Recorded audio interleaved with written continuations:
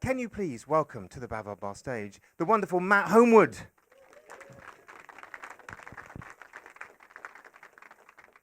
Hello. Right, thanks Tim for having me back yet again.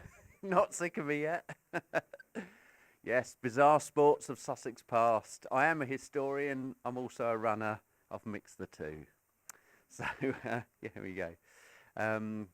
So I'm going to have a talk about, I don't know, this is what our grandparents got up to on Preston Park, back in the 60s, before dinner on a Sunday roast or something. Anyway, I digress. So there's some very, very old sports, of course, in England, things like cricket, and none more so probably than horse racing.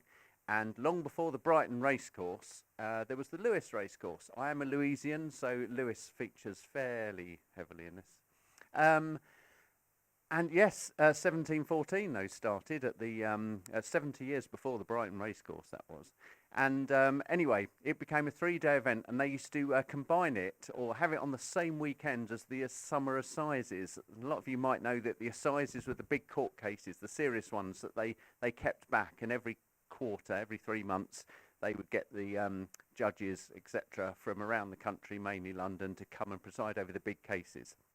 And they'd also have the horse racing on that weekend. So now I'm going to stick a clipping up here. I know the temptation is just to read it all, but I'm going to stick a few up here, but I will point out the interesting bits. This is from 1756, and here we are at Lewes at our late assizes, which ended on Wednesday last. There was not one prisoner to try. So they come down for the horse racing, no prisoners. And look, on Friday, the King's Plate was run on our downs when only one horse started.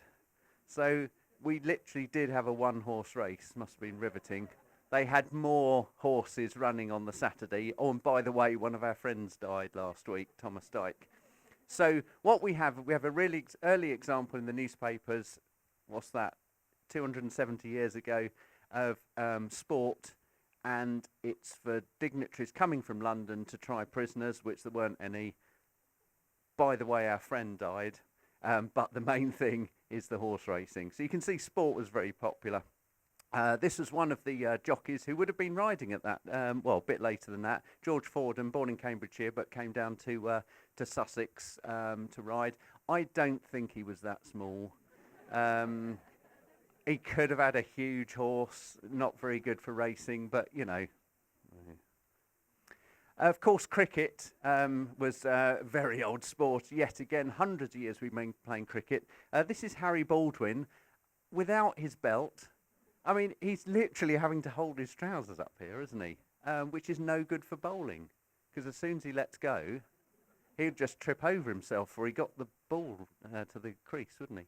But, there you go. Now, the Victorians realised how dull cricket was as a sport. So what you could do, you could get some clown cricketers to come to your town and to play. This is 1870. You contacted George Webb at Tavistock Street in Covent Garden, and he'd send some clowns down to entertain your town. They'd play your local team, basically, and you can see here they're going to play at Lewes on the 28th to 29th of April, off to Gravesend, and they go all over the place, basically, as far as Norfolk. And these clowns, the teams would be clowns, but woven in would be 2 or 3 either really good cricket players or ex-county players, and they would sort of join. So they were a fairly handy team. They could give your local team a good match. But what they would do, the clowns would, before they let go of the ball when they were bowling, they would do a somersault. If a 6 was hit, they'd all get together and form a human pyramid, and they entertain people in the break as well. So, as you can see, it's good cricket with fun, which is what it needed. Now, I know this next bit isn't Sussex, but I could not resist putting it in. And this is from 1766, and it's a cricket match between 11 one-armed men and 11 one-legged men, which was an annual event. And it was these chaps are from the Greenwich Hospital, so they're veterans, been injured, and they're coming out to entertain the crowd and get some fresh air. As you can see, the one-legged men played best, but the one-armed men ran best. Yes. So the one-armed heroes won the cricket match. Obviously, got to throw football in. This is Brighton Hove Albion. I mean, long, long ago, and only about 10 years after they formed, they dabbled with Brighton and Hove Rangers and things like that. But they settled with Brighton Hove Albion inexplicably in a grassy field here. You can probably just see their mascot dog. Yeah, nice, isn't it? Still in the same strip. Now, this is another football team. This is Lewes in 1921. What have we got here? We've got an old maid, I think, Red Cross nurse, Scotchman, Beelzebub, Little Red Riding Hood. Anyway, this is the Lewes police force.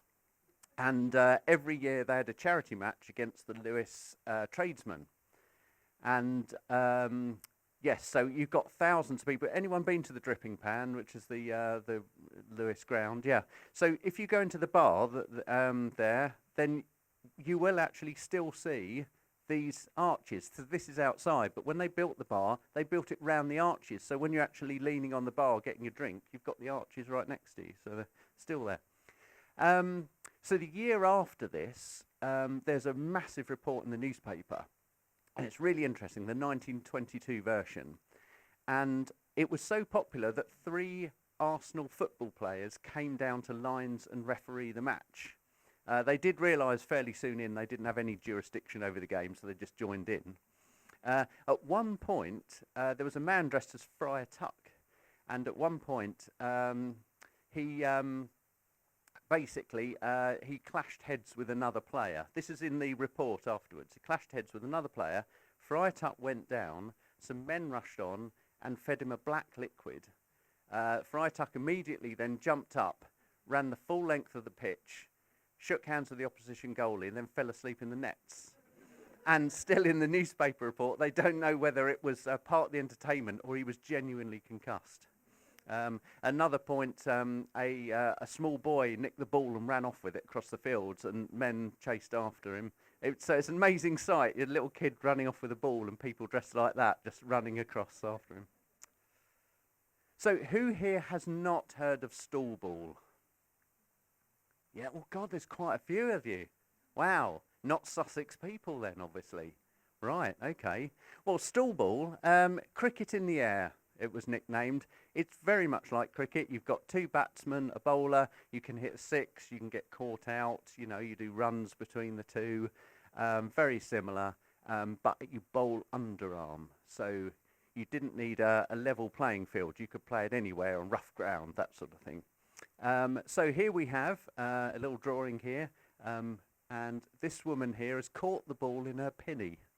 Now, I played for a couple of years stool ball for Cooksbridge near Lewes. And so I've umpired a couple of games. I'd have her thrown out for that. She'd be sent off. That is absolutely out of order. Can't catch it in your penny. There was a guy, actually, because we were talking about the one-armed men and the one-legged men with the playing cricket. There was a guy called Major William Grantham, and he realised during the First World War that there was a lot of injured servicemen coming back and they were unable to do any sort of physical exercise. But what you can do, if you can walk and you've got one good arm, you can play stool ball. And so he sort of really pushed that. And as a result, hundreds, if not thousands, of injured servicemen ended up playing stool ball and getting them out. And stool ball was actually played at Lord's in 1917 as a direct result. And here is Major Grantham, and here they are on Baxter's Field in Lewes. This is the Men of Sussex versus the Sussex Downsmen. And as I say, this man typifies the fact that you don't have to be fully fit in order to play stool ball. Bow-legged, pot-bellied, elderly and ill-dressed, and he was the captain of the team. So William Bull MP, there you go. I think they lost. This is at Chailey, the Chailey Heritage School in 1921. This is this is the Prime Minister's wife, Lloyd George, Mrs. Lloyd George. And with an entire fox, you can actually see the fox's head here. I mean, sport or otherwise, really inconvenient wearing an entire fox around you, whatever the weather. So obviously this is a publicity shot. She's come down to Chailey and said, oh, look, well, for the publicity shot, we'll, play stool ball with her. So you've got some children in Welsh costume. I doubt whether they're Welsh children. I think they're probably normal children who've been dressed in Welsh costume to appease the Prime Minister's wife. You've got a nurse with a rifle and a giant of a man in the background. And this is Major Grantham, so he gets in all the stall ball pictures. So here we have Ticehurst in 1919. So an exciting match was played between the Ticehurst Women's Institute Club and the Ticehurst Cricket Club. Men played cricket, women played stall ball. That was the general rule. Stall ball was sort of cricket for ladies, really. And the men played left-handed. So this is what happens. Very sexist in those days. If a men's team played a women's team, then handicap the men, so they couldn't play very well. And so it gave the women a fighting chance. So I don't know who it's sexist towards, to be honest. You say both teams scored 32 runs, but the Institute team, which was the women's team, won owing to one of the opposing team touching the ball with his right hand, the bastard. So they won the match. So yes, really wasn't very good, was it? But they had to do that until 1936. We have Alfriston. Generally, when women and men are found in opposing teams, it's found necessary to handicap the men so an even game will result, but not at Alfriston, where the local stall ball club met a men's team on level terms, no left-handed restrictions about batting or bowling or anything like that. And what happened? The women won comfortably. There you go. They still handicap the men in stall ball. I joked about this to my friend who was captain of the stall ball team, and she says, no, still do that. If the more women you have on a team, they're mixed teams now, the more points you automatically get on top of your runs. So there you go. Still not at level. Rounders. Is that more fair to the men, is it? Ah, okay, all right. Athletics here, 1911, Rye Station. Yeah, wonderful picture. They're all off for on Halloween. They're off for a run up the hills, and not always dressed as we would do now, as you can see.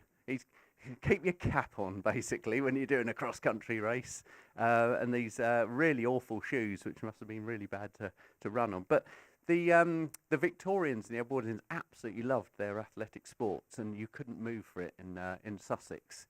And here we have Diamond Jubilee celebrations, Queen Victoria's 60th, 1897. And you see we've got the 200-yard flat race, 100-yard flat race. There's the 100-yard veterans race for men between the age of 50 and 100. So if you're 101, forget it. You know, you're too old, mate, you know. Yeah. There's another one, strange one here somewhere. Is it the 50 yards race for females between 30 and 50? They're quite specific, aren't they? There's a ginger beer and biscuit race. So the men would run 100 yards, drink a bottle of ginger beer and eat a lunch biscuit, and then have to run the rest. I mean, that just sounds horrible, really does. Can't do that, yeah. Anyway. So it wasn't just running against things. This is Lewis in 1908. This is George Larner, the world champion walker. And I don't know how he got that title. And this is J.G. Cox, looking terrified, but he's a cross-country runner. And they decided to have a race, and thousands of people descended on the dripping pan to watch this.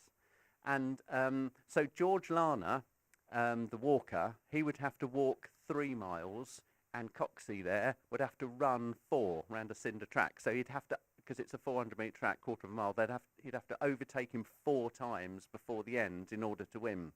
And it was really close, and the runner almost caught him 4 times. He was about 200 yards off. But it wasn't just walkers versus runners, no. Fred Pettit was an expert hopper, and he used to challenge runners to a hopping match. They would run and he'd hop, and he'd have a bit of a head start.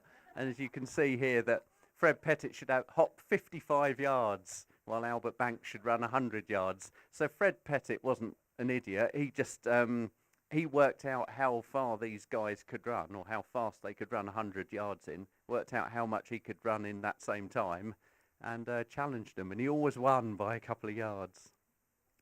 One of my favourite races is at Crowborough, and it's this 1887 Again, I'll point out the interesting bits here. But what's happened is the landlord of the Blue Anchor, he's Mr. Barber, he's 60, and he seems to have a bit of a grudge with a chap down the road called Mr. Penny to Coast. And the thing is, they've both got a wooden leg, and he's challenged him to a series of events, you see. And it says the chances of success was obviously against Barber, who's the publican who started it all, being a short, heavy man, very fat, while the other is of moderate height and by no means bulky. So there were three. There was going to be a walking race, a running race, and a hopping race, and see who won best of three, basically, isn't it? So this is the walking race, and basically they can't use a crutch or a stick. It's just their real leg and a wooden leg. And, Penny to Coast actually won it, just about. So Barber, the underdog, is already 1-0 down. So then we have the run. So they had to take, minus the leg, so they had to take their wooden leg off, and but they were allowed to use a crutch or a stick. And Barber actually got hammered on that one, so he was 2-0 down. But they still went for the walk. Now, the walk was basically... oh no, it's the hop, wasn't it? We've had the walk. The hop was basically just them and their one good leg, and he lost that one as well. And I love the fact he just got absolutely trounced, even though he'd sort of like put this one up. And just at the end here it says another match is arranged for the same time in May. You know, so he's going to have a second bash at it. So we go on to sports days. It's a great picture, isn't it? Really. This in the results. Woo, in the results, this man was known as Gorgeous Freddy. And it's because this is the veterans race for the over 50s, and they said he didn't look a day over 30. So, but he came third, so it didn't matter anyway, really, did it? But they've been having these sort of sports days all over the country for hundreds of years. This is almost 200 years ago, and this is at the Royal Gardens in Brighton, 1828. So we got donkey races, jumping in sacks for a leg of pork, climbing a pole for a leg of mutton, catching a cock for the bird, that actually says. So if you can catch it, you can have it. But hands tied behind. I don't know if anyone's seen the first ever Rocky movie, but Mickey makes Rocky try and catch a hen, you know, just try and catch one, and he can't. They've got to do it with their hands tied behind the back. I have no idea how they manage that. All sorts of stuff here, driving a wheelbarrow hoodwinked, so blindfolded. And jingling for a hat. I think we've all done that in our time, haven't we? Jingling's really interesting because that basically was, you'd have a field, and quite a small field, and you'd have a guy going in with a bit like a Morris dancer. He'd have bells tied to his arms and legs, and he'd be sent into the field. He's the jingler, and after him they'd send 12 blindfolded men to get him, and there was a time limit, usually 15 minutes. So if whoever caught the jingler, the time would stop, the bells would come off the jingler and be put on the guy that caught him, and that guy would then be the jingler. And whoever's the jingler at the end of the 15 minutes would be the winner. And an expert jingler would be able to evade capture for the whole 15 minutes. Sometimes you got small bales of hay in the field that you could lob at the oncoming blindfolded men. You know, I think they should bring it back. I mean, even just like the clown cricket, I'd watch cricket if there were clowns involved. Yes, and you can see there we've got the climbing a pole for a leg of mutton. Usually that was a prize at the top of a greasy pole, and if you can get the prize, it's yours. It's that simple. What we've got here is the horizontal pole at Seaford in 1919. So they've got bags of something there that they're whacking each other around with. This guy's lost, I reckon. He's long since lost his sack, and he's about to go into this pit of cold water, much to the joy. This is, believe it or not, the peace celebrations in 1919. What better way to celebrate peace than to smack your fellow townsman around the head until he falls into a pit of cold water? But that's the way they did it. But the other one, as I say, was the vertical pole, and you'd have something at the top, and usually quite dangerous. But I know this is Hampshire, but at Shanklin, they decided to have it out at sea. So I think the idea was that if you fell off, at least you're falling into water and not onto the hard ground. You can see here, this is 1934. an accident which might have had more serious consequences, caused the abandonment of the greasy pole. The tide was an exceptionally low ebb, and Mr. Moses, a competitor, in falling off the greasy pole, struck his head on the seabed. He was semi-conscious, managed to keep his head above water until the arrival of a rowing boat. I'm baffled by this. So they had it out at sea, but it wasn't far enough for it to be deep, so he hit his head, but it was far enough for no one to be able to go and get him. They had to send a boat out to actually rescue this poor chap. So, yeah, it didn't go down very well. Sedlescombe, Sports Day in 1922, they're cleaving the Turk's Head and catch the train. We can only imagine at some of these things that they had. But cleaving the Turk's Head was basically that. It was something from the military they did out east, you know, so they were sort of lopping fake heads off to practice their swordsmanship. And they were doing it in the Edwardian period as well. So here's a lady practicing cutting off a head while riding a bicycle. I think she was on the more militant wing of the suffragettes, this lady. Yeah, but so that's what they would have been doing at Sedlescombe in 1922. Framfield Cottage Garden Society Show, 1923. Musical eggs. One can only guess at what they were playing there. Lover's Rescue is obviously a chap running the length of a field, picking his wife or girlfriend up and running back with her. It's got to be, hasn't it, the Lover's Rescue? And then we got the greasy pole again, of course. Probably not out at sea at Framfield. My absolute favourite of all the sports day events was the menagerie race. So if you didn't fancy doing any sport yourself, you could get your pet to do it for you.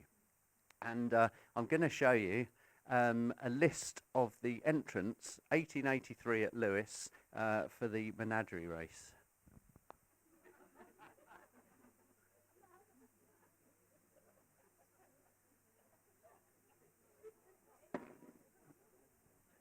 What do you think might work? They've got to usually run 300 yards in a straight line. You were allowed to guide your animal with a stick or sticks, but without cruelty, so you could sort of guide them in the right direction. What do you reckon? I mean, basically, if you put your cat on the start line of a 300-yard race, it's just going to look at you like you're an idiot, really, isn't it? It's not going to think, oh, I'm up for this. It's the roosters and the bantams. For some reason, once you set those off, they can go quite fast. And if you can steer them in the right direction, you're on a winner, basically. So you can see there's cats here, but no dogs. Dogs often won them. But quite often there'll be a note saying, look, no dogs or cats. You know, think, well, are they going to fight? But at Windmill Hill one year, they did have a fox and a pheasant in the same race. I don't know how that went down. So again, out east, they were doing this, the menagerie races. This is an artist's impression from 1885. Now, it's a handicap race, so if you've got a horse or a dog, they sort of start near the back, and if you happen to have a hedgehog, it gets sort of a 290-yard head start. So, you know, we've got a pelican and a turtle here, bloke's being attacked by a monkey, and at the back you've got camels and horses coming up from the rear to overtake. Everyone's just sort of looking on like it's a normal thing. This is probably a bit more what it would have been like. Tug of war with a monkey. If you've got a goat that doesn't want to move, that's it. The goat's won. This bloke's probably won with his goose. Guy's lost his pelican in the tree. That's probably more how it would be. But luckily, I recently was sent a picture from a Sussex menagerie race. And this is it from 1910, cross in hand. And you can see they've actually got them on reins for this particular one. Sheep and pigs seem to be quite popular. If we zoom in a bit, I don't think that's a real monkey. I have been looking at it for a while. I think he's dressed his wife up. I don't know. It's a peculiar thing. Anyway. Now, in the greatest village for all these menagerie races seemed to be Barkham. In the 1880s and 1890s, they just absolutely loved them. So they had these sporting events and they chucked in a menagerie race for fun. And we've got one here from 1889, 300-yard menagerie race. Popart's Dogs won. Second, a dog led by Chatfield. Third was a cat driven by McCarthy. and Sir William Grantham piloted a turkey. Yeah. Now remember our William Grantham from the stallball days? This is his dad, actually. This is a generation earlier. Yes. All sorts of stuff going on. So you can see here, if you've got a guinea fowl, it's got a 150-yard head start, and a guinea pig with 250, that sort of thing. 4 years later, someone's entered a wasp. You can imagine that conversation, can't you? Just, Dad, it's menagerie race. Shall I get the spaniel? No, son, I've got a wasp upstairs. I've been training it. It's a winner. You can see the rooster one there, Elphic's rooster. Yes, there you go. We still do menagerie races in Lewes, as you can see. I don't know if you've been to the spaniel racing at the Lewes Arms every Easter Monday. This lady is dressed as a rabbit, and she has raw sausages as a tail. And they set her off, and about 5 seconds later they set the dogs on her, running down Castle Ditch Lane. There's the winner there. They've had a bit of a clash. Yes, and there are posters up, so if you want to go in for this, or you've got a dog you want to put in for the spaniel racing, and if you zoom in, you can see all the different sorts of spaniel that you're allowed to enter. They're not particularly fussy. And of course, piano bashing. Anyone done piano bashing? Crumbs, okay. There's usually a few. So what you'd have teams of 4 or 5 men. And I remember my grandparents had a piano. No one played it. It was out of tune. It was an upright piano. Couldn't sell them. No one wanted them. So you donate them to sporting events, and you get some people to smash them up for you. This big thing here, that's a big board, and in it, it's got a letterbox-shaped hole. And you had to get the piano through the hole. So they're armed with mallets and axes and all that sort of stuff, and you had to smash it all up. And once you got a bit small enough, like that guy, you'd pop it through the hole, and you're basically left with all the ironwork. This guy's forgotten his shorts. Doesn't matter. It's the 1960s. So, just get on with it. Thanks. Matt Homewood. Thank you, Matt.